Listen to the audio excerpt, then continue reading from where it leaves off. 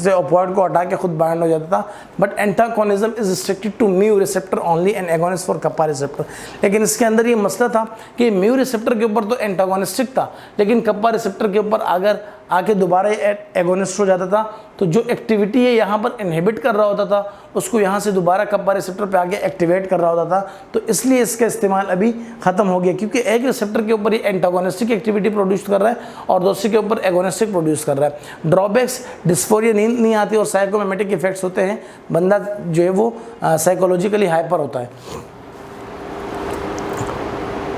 Pentazocine weak alpha receptor antagonist but agonist of kappa receptor. ये alpha receptor का weak antagonist है लेकिन agonist है कप्पा रिसेप्टर का। One of the commonly use agents given orally and IM, ये ज़्यादातर IM और orally दिया जाता है पेंटाजोसिन के नाम से। लो एब्यूज़ लाइबिलिटी है इसका एब्यूज़ बहुत कम है। फार्माकोकाइनेटिक्स का है, इसका हाई फर्स्ट पास मेटाबॉलिज्म है लेकिन इफेक्टिव फिर भी ऑरली है, मतलब फर्स्ट पास मेटाबॉलिज्म इसका ज़्यादा है लेकिन फिर भी ऑरली इफेक्टिव है, इसलिए इसकी ऑरल फॉर्म डोजेज फॉर्म बनती है। हाफ लाइफ 3 से 4 घंटे मेटाबोलाइज होता है लिवर में ग्लूकोरोनाइड कॉन्जुगेशन के थ्रू। डोज इसकी 50 से 100 mg है और 30 से 60 mg IM में दिया जाता है। Use moderately severe pain and injury, severe pain में दिया जाता है, इंजरी में, बर्न्स, जलने में, फ्रैक्चर्स वगैरह में, ट्रामा किसी एक्सीडेंट वगैरह में, कैंसर एंड ऑर्थोपेडिक मैन्योर्स में, कैंसर और ऑर्थोपेडिक पेशेंट वगैरह में दिया जाता है। फोर्टविन और फोटाजेसिक के नाम से ये हमारे पास अवेलेबल है। Pentazocine versus morphine, spinal analgesia में ये दिया जाता है कप्पा रिसेप्टर के थ्रू पेंटाजोसिन। डोज इसकी 30 mg है और 10 mg जो है मॉर्फिन के मुकाबले में ये काम करता है। इसका लो सीलिंग इफेक्ट भी है।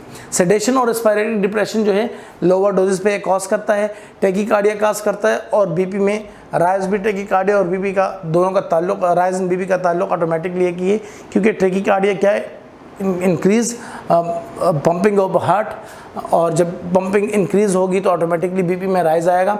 Dangerous in MI myocardial infection में आप इसको नहीं दे सकते। लेजर स्मूथ मसल स्पाजम्स, ये जो स्मूथ मसल के स्पाजम्स है उसको लेस करता है। Vomiting and other side effects are less, इसके वोमिटिंग और जो दूसरे साइड इफेक्ट है वो कम है। Subjective effect lower ceiling, psychomimetic effect है, लोअर सीलिंग इसकी भी है, साइकोमिमेटिक इफेक्ट्स है। Tolerance develop on repeated use, अगर आप बार बार इसको यूज़ करेंगे तो टॉलरेंस हो सकती है बट लेजर देन मॉर्फिन, लेकिन मॉर्फिन के मुकाबले में कम होती है। Withdrawal symptoms both morphine and nalorphine like, अगर आप इसको छोड़ते हैं तो जो विड्रॉल सिम्टम्स मॉर्फिन के थे और नेलोरफिन के थे वही सिम्टम्स इसके होंगे। Good analgesic in subjects not expose to morphine, उन लोगों को जिनको आपने मॉर्फिन नहीं दिया हो उनके लिए बेहतरीन एनाल्जेसिक है।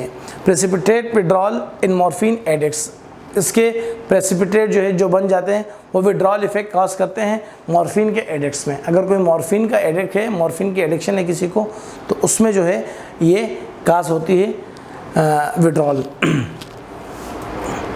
ब्यूफेनॉर्फिन सिंथेटिक थेबेन कॉन्जिनर है और हाईली लिपिड सोल्यूबल है, हाईली लिपिड सोल्यूबल है। Given sublingually or parenterally, sublingually का मतलब क्या है कि ये रूट जो आपके टंग के नीचे है आप यहाँ पे इसको प्लेस करते हैं या IV फॉर्म में भी देते हैं बट ओरली नहीं दे सकते, इसका फर्स्ट पास मेटाबॉलिज्म ज़्यादा है। सिलेक्टिव म्यू एगोनिस्ट एनाल्जेसिक है, म्यू एगोनिस्ट एनाल्जेसिक है, 20 से 30 गुना ज़्यादा पोटेंट है मॉर्फिन से, मतलब मॉर्फिन के मुकाबले में ये ज़्यादा पोटेंट है, इसका असर बहुत तेज़ है। Slow but longer duration of action up to 24 hours, slow है लेकिन इसका ड्यूरेशन ऑफ एक्शन तकरीबन 24 घंटे तक होता है। Pharmacology effects are similar to morphine, इसके फार्माकोलॉजिकल इफेक्ट जो है वो बिल्कुल मॉर्फिन की तरह ही है। Has ceiling effect in analgesic and respiratory depression, ceiling effect है इसका एनाल्जेसिक में और रेस्पिरेटरी डिप्रेशन में। Good analgesic for native patient but addicts, जो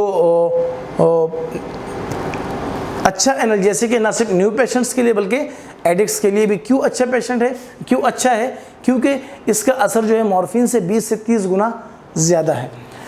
प्रेसिपिटेट्स विड्रॉल सिंड्रोम इसकी वजह से कॉज होता है।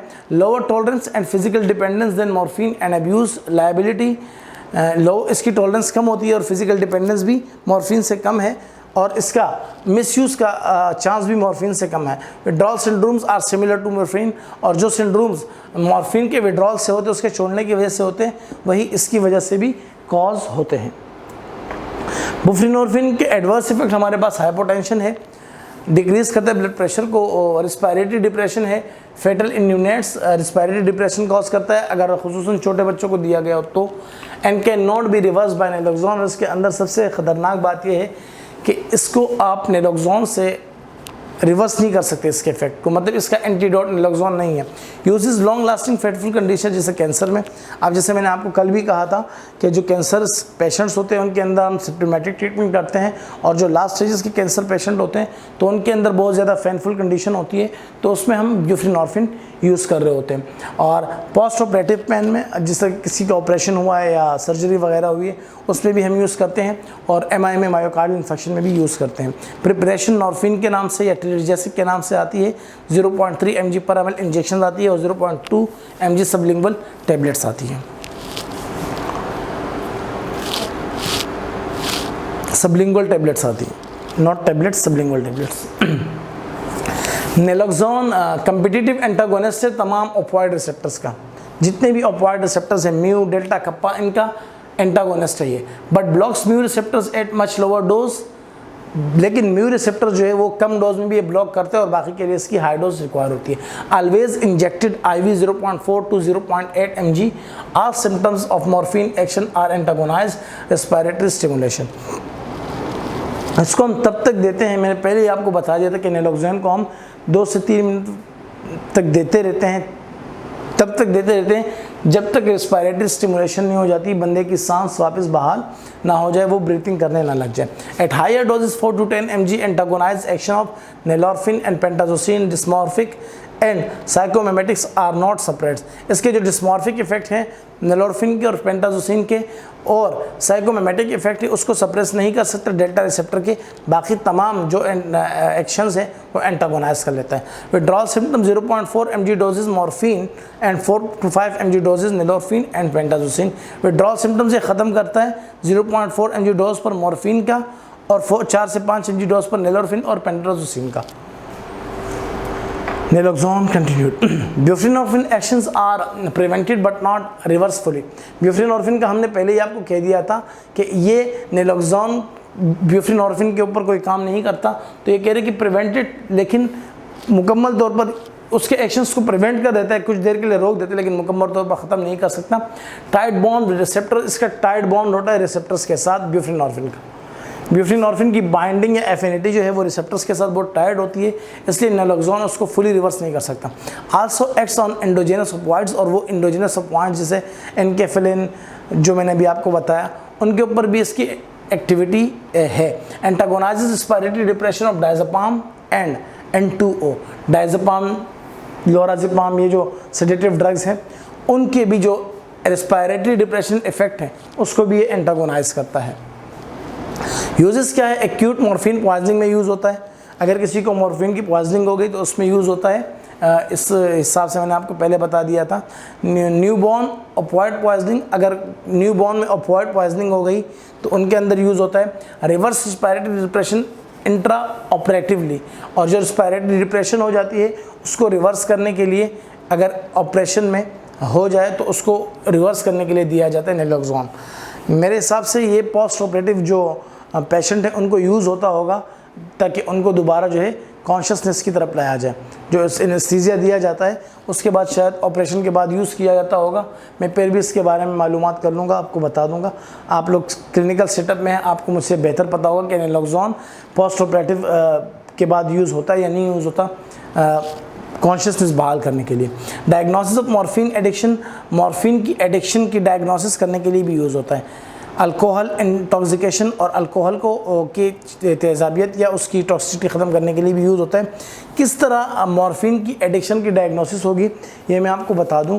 अगर आप इसकी डोजिंग करते हैं और वो तमाम सिम्टम्स जो है वो ख़त्म हो जाए तो आपको पता लग जाएगा कि इस बंदे को मॉर्फिन की एडिक्शन है। इस तरह आप इसको डायग्नोस कर सकेंगे। जो डायग्नोसिस का पर्पज़ इन्होंने दिया हुआ है ये नहीं कि इसके लिए हम कोई स्पेसिफिक टेस्टिंग वगैरह करेंगे, बल्कि ऐसा होगा कि हम उस पेशेंट को मॉर्फिन जो है वो जो नैलोक्सोन है वो इंजेक्ट करेंगे और हम देखेंगे कि क्या सिम्टम्स रिलीफ ख़त्म हो रहे हैं या नहीं हो रहे। अगर ख़त्म हो रहे हैं तो इसका मतलब क्या है कि इस पेशेंट को मॉर्फिन की एडिक्शन है और हम इस तरह इसको डायग्नोस करेंगे।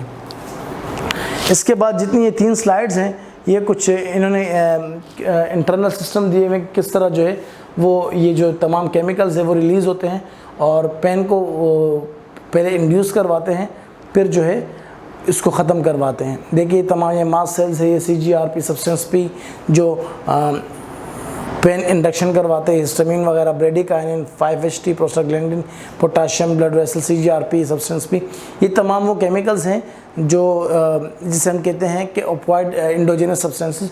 और ये क्या करते हैं कि ये पेन इंड्यूस करवाते हैं और ये हमारे पास न्यूरोट्रांसमीटर्स हैं, हिस्टामिन, ब्रेडिकाइनिन, प्रोस्टाग्लैंडिन वगैरह, ये क्या करते हैं कि ये पेन को इंड्यूस करवाते हैं। तो ये पूरा मैकेनिज्म दिखाया गया है। देखिए लेजन कट दिखा रहे हैं, अगर ये कट लगता है तो फिर किस तरह होगा, पेन हमें किस तरह महसूस होगा। ब्रेडिकाइनिन, 5-HT, प्रोस्टाग्लैंडिन और पोटाशियम जो है ये रिलीज़ होंगे और ये dorsal root of ganglion neuron तक आएंगे और स्पाइनल कॉर्ड तक आएंगे। स्पाइनल कॉर्ड से फिर ब्रेन तक पैगाम लेके जाएंगे और फिर ये पूरा जो मैकेनिज्म है वो एक्टिवेट होगा। और ये SAR ऑपियोइड स्ट्रक्चर एक्टिविटी रिलेशन है ऑपियोइड्स का। मॉर्फिन फिनोलिक और अल्कोहलिक है और यहाँ पर कोडीन है, इसके अंदर स्ट्रक्चर एक्टिविटी चेंजेस की गई है। फिर हेरोइन है, इसकी भी स्ट्रक्चर चेंजेस की गई हैं। और नेलोक्सोन है, इसकी भी स्ट्रक्चर चेंजेस की गई है, इसके स्ट्रक्चर को अल्टर किया गया है। और उस स्ट्रक्चर एक्टिविटी रिलेशनशिप क्या होता है कि हम किसी भी ड्रग के केमिकल स्ट्रक्चर को चेंज करते हैं, उसके अंदर अल्ट्रेशन करते हैं और उसके नतीजे में जो चेंजेस आती है उसे हम कहते हैं स्ट्रक्चर एक्टिविटी रिलेशनशिप। के मतलब हमने किसी ड्रग के स्ट्रक्चर को चेंज किया और उसकी वजह से उसकी एक्टिविटी के ऊपर फ़र्क आया। This is called the SAR structure activity relationship. That's all for today. और इसी के साथ हमारा जो है ऑपियोइड एनाल्जेसिक का टॉपिक ख़त्म हुआ और इंशाल्लाह in the next class we will discuss acid base imbalance. Thank you for today. अल्लाह हाफिज़।